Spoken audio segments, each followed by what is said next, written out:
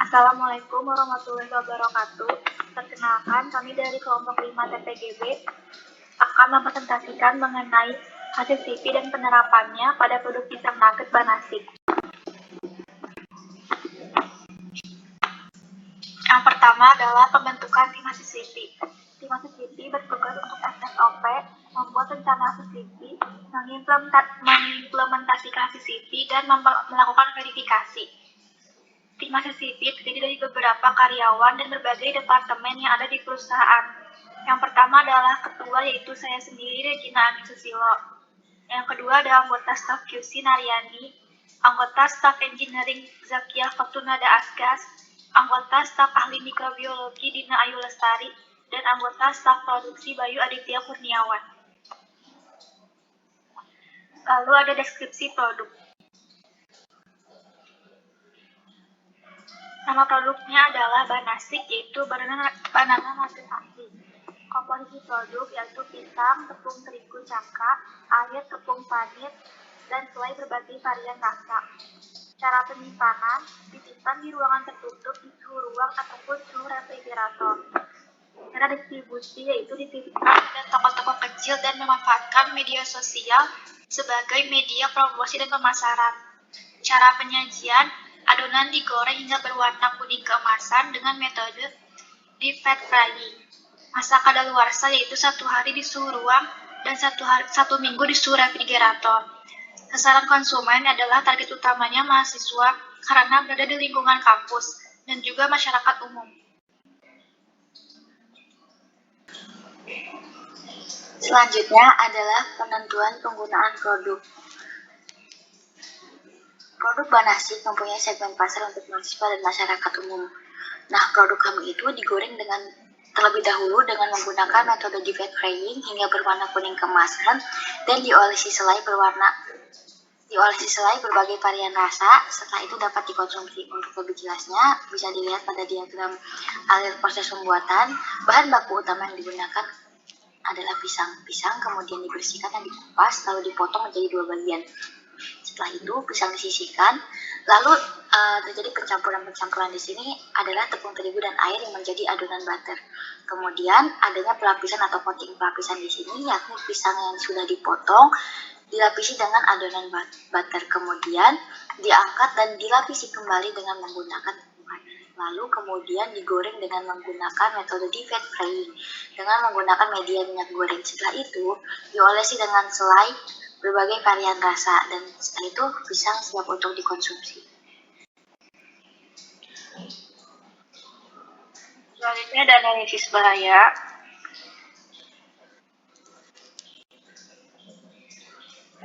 Dimana untuk analisis bahaya yang pertama itu dilakukan pada bahan baku produk pisang nugget ini, dimana bahan yang pertama ada pisang.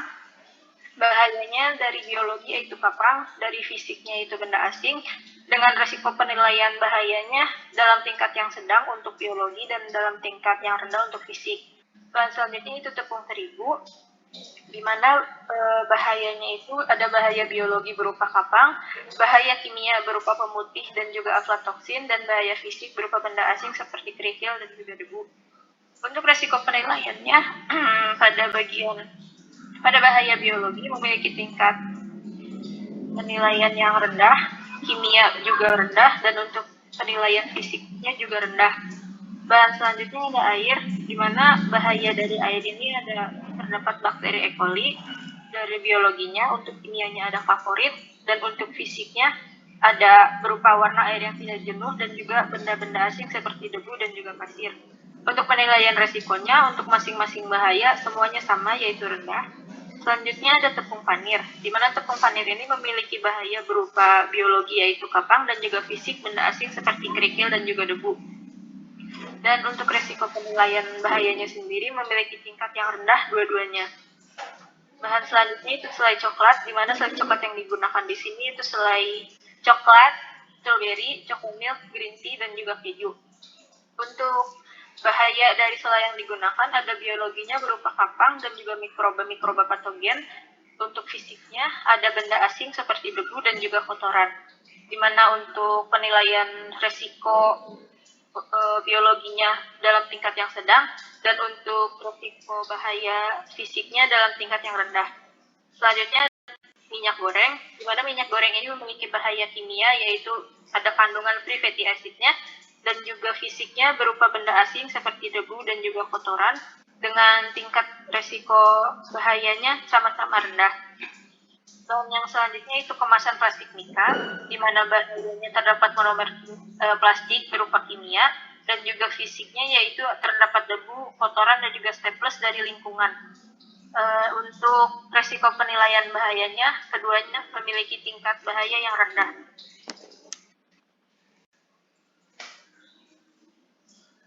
Yang selanjutnya yaitu analisis bahaya pada proses pembuatan dari pisang nugget ini.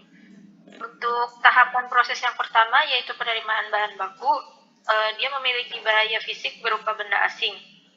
Di mana benda asing ini seperti debu, pasir, kotoran, kerikil, dan yang lain-lain dan juga ada biologi berupa kampang dengan resiko penilaian dalam tingkat yang sedang.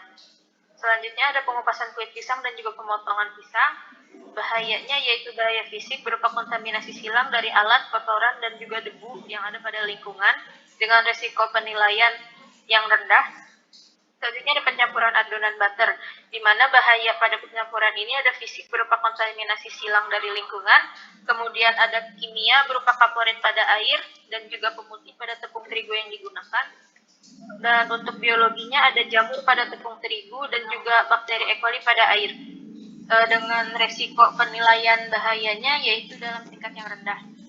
Selanjutnya adalah pelapisan butter, di mana pada pelapisan butter ini ada bahaya yaitu fisik berupa kontaminasi dari lingkungan. Dengan resiko penilaian bahayanya dalam tingkat yang rendah.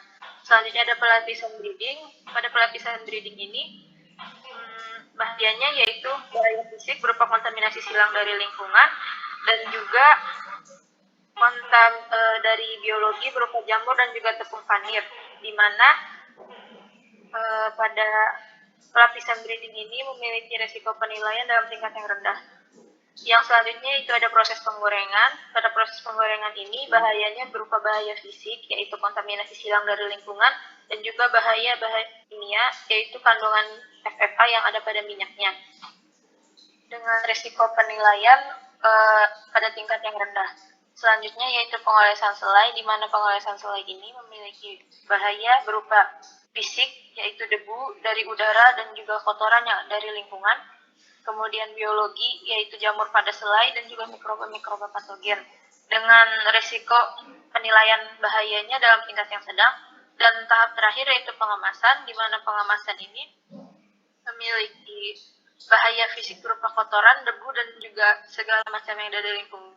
Kemudian kimianya ada monomer plastik, biologinya ada mikroba patogen dari pekerja, di mana untuk resiko penilaian bahaya dari pengemasan ini dengan tingkat yang cukup tinggi.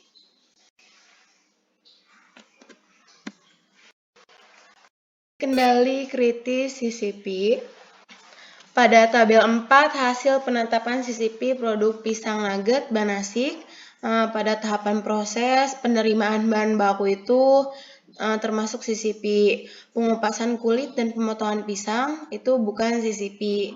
Pencampuran adonan butter bukan CCP. Pelapisan butter bukan CCP. Pelapisan tepung roti bukan CCP. Penggorengan bukan CCP. Pengolesan selai termasuk CCP. Pengemasan juga termasuk dalam CCP. Tim HACCP ini menetapkan di mana bahaya-bahaya yang tinggi resikonya dapat dikendalikan.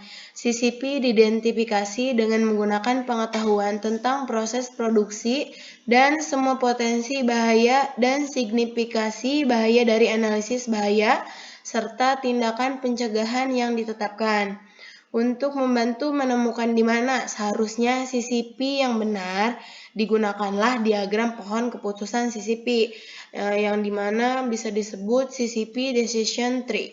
Seperti tergambar pada gambar 2, diagram pohon keputusan adalah seri pertanyaan logis yang menanyakan setiap bahaya. Jawaban dari setiap pertanyaannya itu akan memfasilitasi dan membawa tim HACCP secara logis memutuskan apakah ini termasuk ke dalam CCP atau bukan. Bisa dilihat ini adalah gambar keputusannya. Batas kritis pada tabel 5 penetapan batas kritis, CCP pada penerimaan bahan baku, bahaya nyatanya itu seperti kapang, batas kritisnya 10 koloni per gram. Pengolesan selai, bahaya nyatanya kapang, mikroba patogen, contohnya Staphylococcus aureus, batas kritisnya itu 10 koloni per gram. Pengemasan, bahaya nyatanya mikroba patogen, contoh mikropatogennya itu Staphylococcus aureus, batas kritisnya itu 10 koloni per gram. Sumber per BPOM nomor 13 tahun 2019 tentang batas maksimal cemaran mikroba dalam pangan olahan, kategori buah yang dimasak. Baik, selanjutnya ada prosedur monitoring atau teman-teman biasa mengenal dengan tahap pengecekan. Dalam prosedur monitoring ini, tindakan monitoring yang dapat dilakukan pada bagian penerimaan bahan baku yaitu dengan mengecek transportasi yang dijadikan atau digunakan untuk pendistribusian bahan baku. Mengecek keadaan fisik bahan baku, apakah terlihat ada benda asing atau tidak. Sedangkan pada pengolesan selai juga dilakukan pengecekan, yaitu memastikan wadah selai tertutup rapat atau tidak ketika digunakan. Setelah itu juga kebersihan alat yang digunakan perlu diperhatikan dan pengemasan pun yaitu dengan memastikan sanitasi dan keamanan pekerja juga kondisi lingkungan yang baik.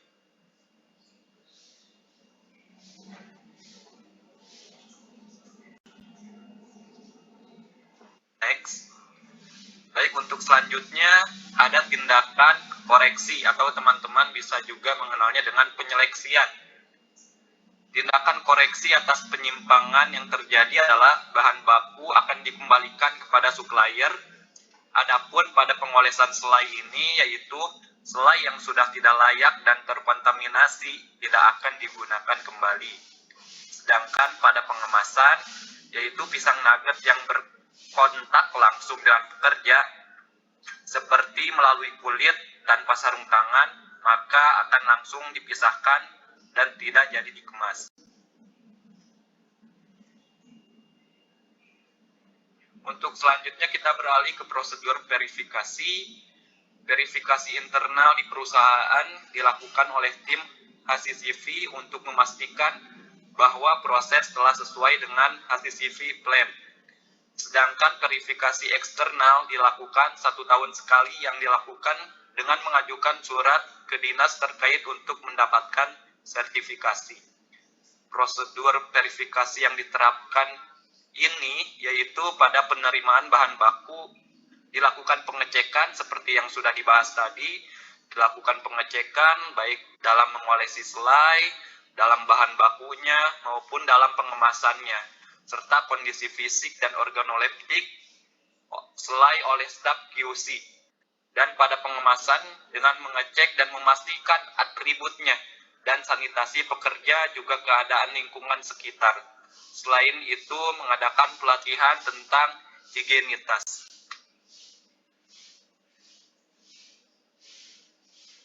Selanjutnya adalah dokumentasi dan pencatatan.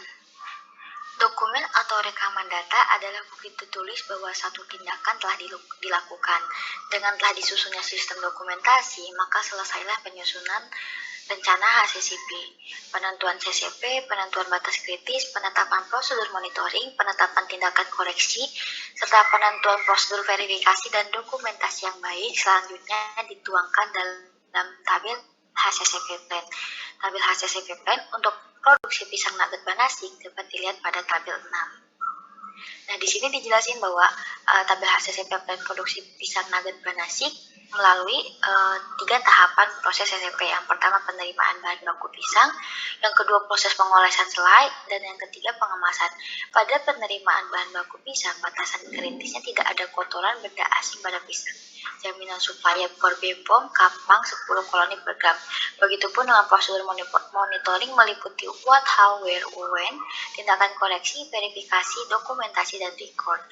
Lalu yang kedua ada pengolesan selai. Di sini batasan kritisnya ada kapang 10 koloni per gram, Staphylococcus aureus 10 koloni per gram.